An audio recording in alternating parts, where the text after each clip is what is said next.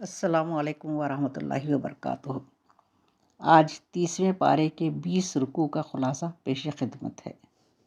اس پارے کی پہلی صورت سورہ نبا میں ہے کہ زمین اور اس پر پہاڑ، خود انسانوں میں عورت اور مرد کے جوڑے، محنت مشقت کی تھکان دور کرنے کے لیے نیند، آرام کے لیے رات اور کمانے کے لیے دن، سر پر 7 محکم آسمان اور اس میں ایک روشن چراغ، پانی سے بھرے بادل اور ان کے ذریعے غلہ نباتات اور گھنے باغ کی پیدائش، یہ سب چیزیں گواہی دے رہی ہیں کہ اس مجموعے دنیا کا بھی ایک جوڑا ہونا چاہیے، یعنی آخرت، اور وہی ہے فیصلے کا دن۔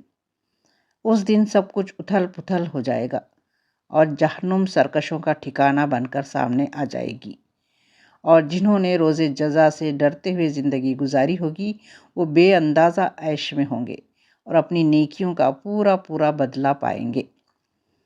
ہم تمہیں اس عذاب سے ڈرا رہے ہیں جو قریب آ لگا ہے، جس روز آدمی وہ سب کچھ دیکھ لے گا جو اس نے دنیا میں کیا ہے، اور انکار کرنے والا کہے گا کہ کاش میں مر کر مٹی میں ملا رہتا اور کبھی اٹھایا نہ جاتا۔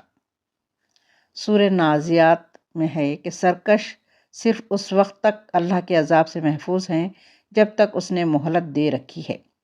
وہ جب حکم دے گا، یہی ہوائیں اور بادل جو زندگی کا لازمہ ہے قہر الہی بن جائیں گی۔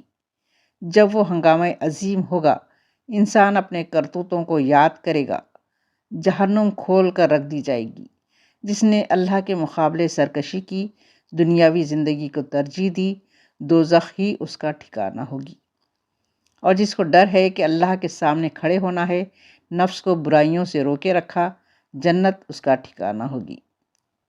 سورہ عبس میں ہے کہ جو لوگ چاہتے ہیں کہ جب وہ ملنے آئے تو آپ صلی اللہ علیہ وسلم غریبوں کو اپنے پاس سے ہٹا دیا کریں، تو آپ ان کی ناز برتاری میں ایسا نہ کریں۔ شوق سے آنے والوں کی تربیت آپ کا فرض ہے۔ یہ تو ایک نصیحت ہے، جس کا جی چاہے قبول کر لے۔ انسان کائنات پر غور کرے، اپنی پیدائش کو سوچے، اپنی خوراک پر غور کرے۔ جب قیامت آئے گی، آدمی اپنے بھائی، ماں، باپ، بیوی، بیٹوں اور بیٹیوں سے بھاگے گا۔ ہر آدمی اپنی فکر میں رہے گا۔ کچھ چہرے چمک رہے ہوں گے، حشاش بشاش، خوش اور خرم ہوں گے۔ کچھ چہروں پر خاک اڑ رہی ہوگی، کروس چھائی ہوئی ہوگی۔ یہی کافر اور فاجر لوگ ہوں گے۔ سورہ تکویر میں قیامت کی ہولناکیاں بیان کی گئی ہیں۔ جب سورج لپیٹ دیا جائے گا، جب تارے جھڑ جائیں گے، جب پہاڑ ہلنے لگیں گے، جب گابھن اونٹنی سے لوگ غافل ہو جائیں گے، جب وحشی جانور جمع کیے جائیں گے، جب سمندر میں آگ لگا دی جائے گی، جب روح جسموں سے جوڑی جائے گی، جب زندہ درگور بچی سے پوچھا جائے گا تجھے کس جرم میں زندہ دفن کیا گیا، جب اعمال نامے کھولے جائیں گے، جب آسمان کا پردہ ہٹا دیا جائے گا، جب ہر طرف نفسا نفسی ہوگی، کسی کو کسی کی خبر نہ ہوگی، انسان اور وحشی، دوست اور دشمن ہول کے مارے اکٹھا ہو جائیں گے، اور جب جہنم دہکائی جائے گی اور جنت قریب لے آئی جائے گی، اس وقت ہر شخص جان جائے گا کہ وہ کیا لے کر آیا ہے۔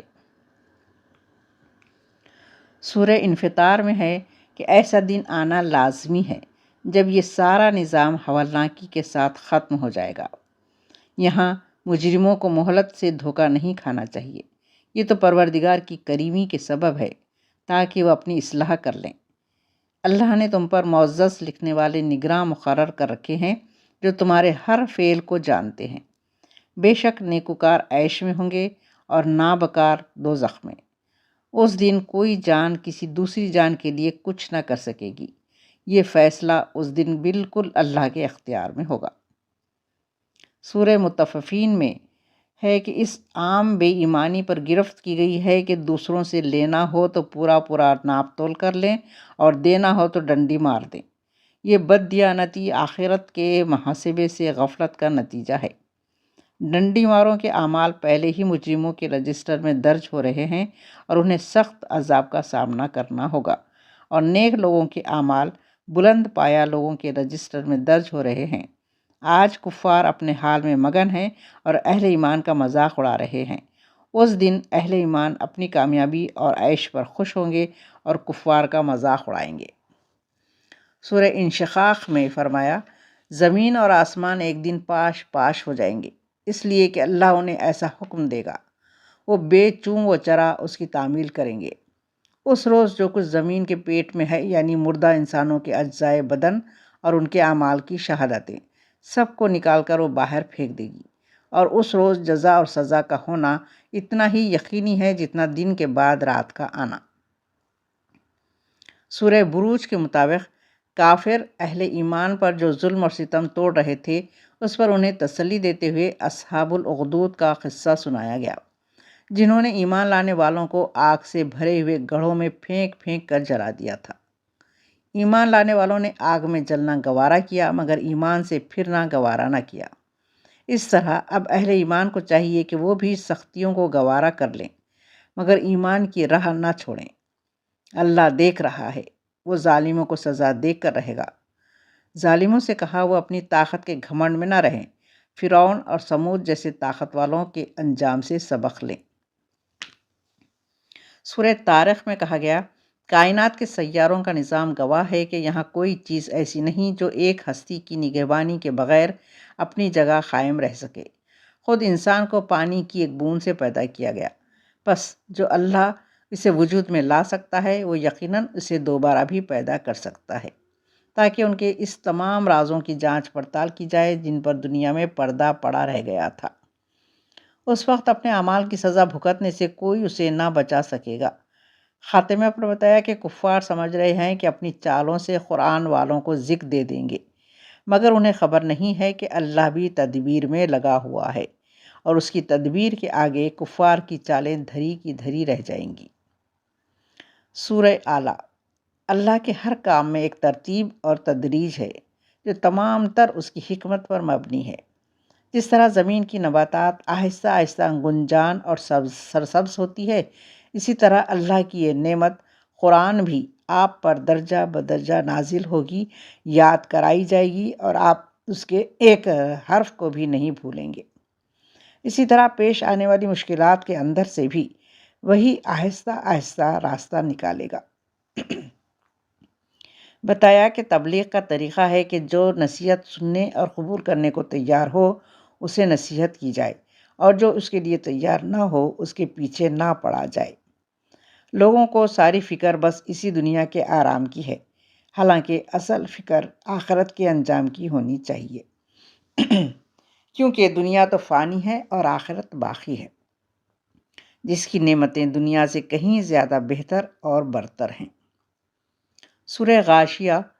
تمہیں اس وقت کی بھی کچھ خبر ہے جب سارے عالم پر چھا جانے والی ایک آفت نازل ہوگی۔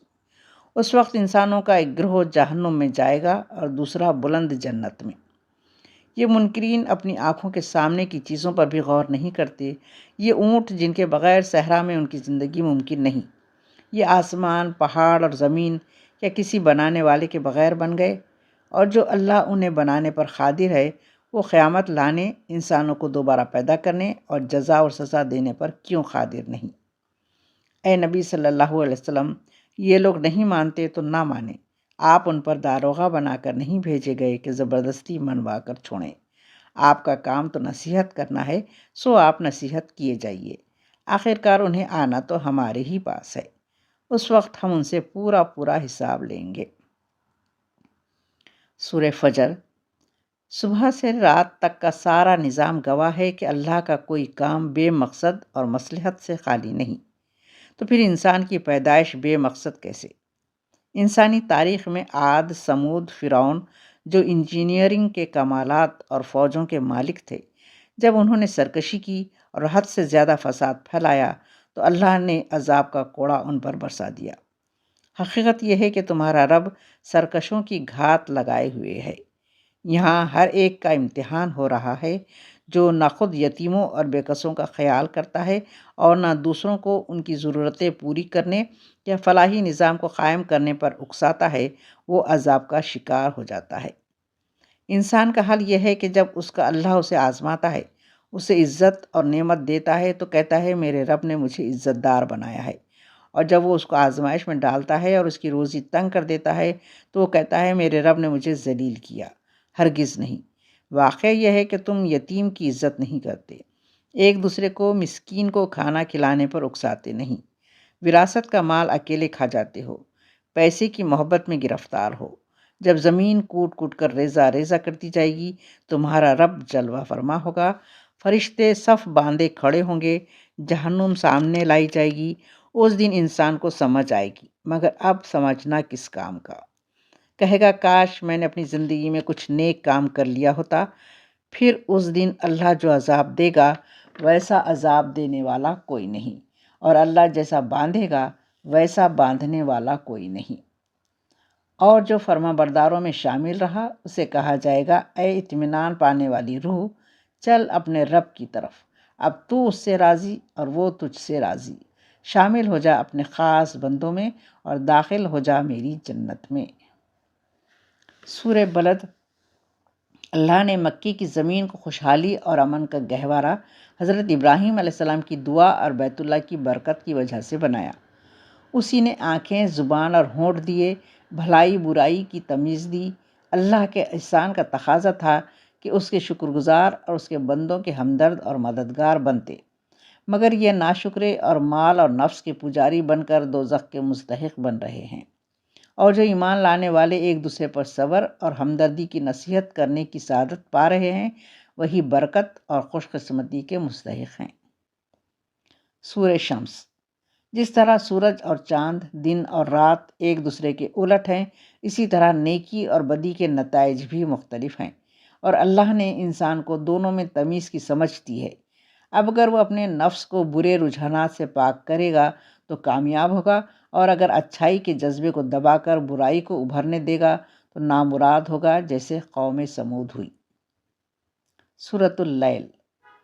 جو آدمی اللہ کے راستے میں مال خرچ کرے، خدا ترسی اختیار کرے، بھلائی کو بھلائی مانے، اس کے لیے نیکی کرنا آسان، اور جو تغافل کرے، اللہ کی رضا اور ناراضگی کی فکر سے بے پرواہ ہو جائے اور بھلی بات کو جھٹلائے، اس کے لیے بری راہ آسان کر دی جاتی ہے۔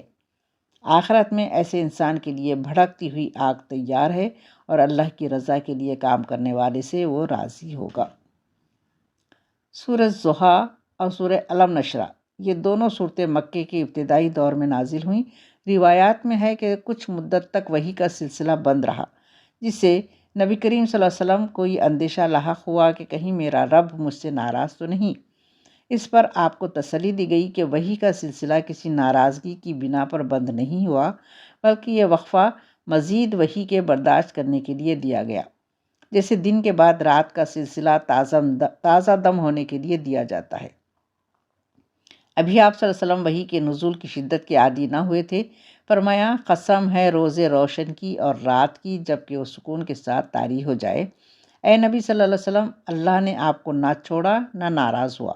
آپ کی زندگی کا بعد کا دور پہلے دور سے بہتر ہوگا، اور عنقریب آپ کا رب آپ کو اتنا کچھ دے گا کہ آپ خوش ہو جائیں گے۔ کیا آپ یتیم نہ تھے؟ اللہ نے بندوبست کیا، آپ کو ناواقف راہ پایا تو ہدایت بخشی، آپ کو نادار پایا تو مالدار کر دیا۔ لہٰذا اس نعمت کا حق یہ ہے کہ یتیم کے ساتھ سختی نہ کیجیے، سائل کو نہ جھڑکیے، اپنے رب کی نعمتوں کا اظہار کیجیے۔ نبی کریم صلی اللہ علیہ وسلم کو تسلی دی گئی کہ اللہ آپ کو ضرور کامیاب کرے گا، اور اس راہ میں جو رکاوٹیں اس وقت نظر آ رہی ہیں وہ سب دور ہو جائیں گی۔ آنے والا دور اس سے بہتر ہوگا، اور اللہ ایسی کامیابیاں عطا فرمائے گا کہ آپ کا دل خوش ہو جائے گا، اور آپ کا نام قیامت تک پوری دنیا میں گونجتا رہے گا۔ بس طریقہ یہی ہے کہ دعوت کی مشقت کے ساتھ اپنے رب سے لو لگائیں۔ سورہ تین۔ بڑے بڑے رسولوں کی دعوت کے مراکز، جیسے انجیر کا پہاڑ یعنی جودی جہاں سے نوح علیہ السلام کی دعوت پھیلی، زیتون کا پہاڑ یعنی عیسیٰ علیہ السلام کی دعوت کا مرکز بیت المقدس، کوہ طور موسیٰ علیہ السلام پر وحی کا مقام اور امن والا شہر مکہ، ابراہیم علیہ السلام اور محمد صلی اللہ علیہ وسلم دونوں پر وحی کے مقام کی قسم کھا کر کہا گیا کہ ہم نے انسان کو بہترین ساخت پر پیدا کیا ہے، مگر جو اس کی قدر نہیں کرتا وہ لعنت کے گڑھے میں پھینک دیا جاتا ہے۔ ان دینی مرکزوں کی تاریخ سے ثابت قوموں کے انجام اور نیکوکاروں کی عزت افزائی کے واقعات کے بعد بھی اب کیا دلیل ہے تمہارے پاس جزا اور سزا کو جھٹلانے کی؟ کیا اللہ سب حاکموں سے بڑھ کر حاکم نہیں؟ بے شک اللہ سب سے بڑا حاکم ہے۔ اللہ تعالی ہم سب کو قرآن کو پڑھنے، اس کے نکات پر غور و فکر کرنے، سمجھنے اور اس پر عمل کرنے کی توفیق عطا فرمائے۔ آمین یا رب العالمین۔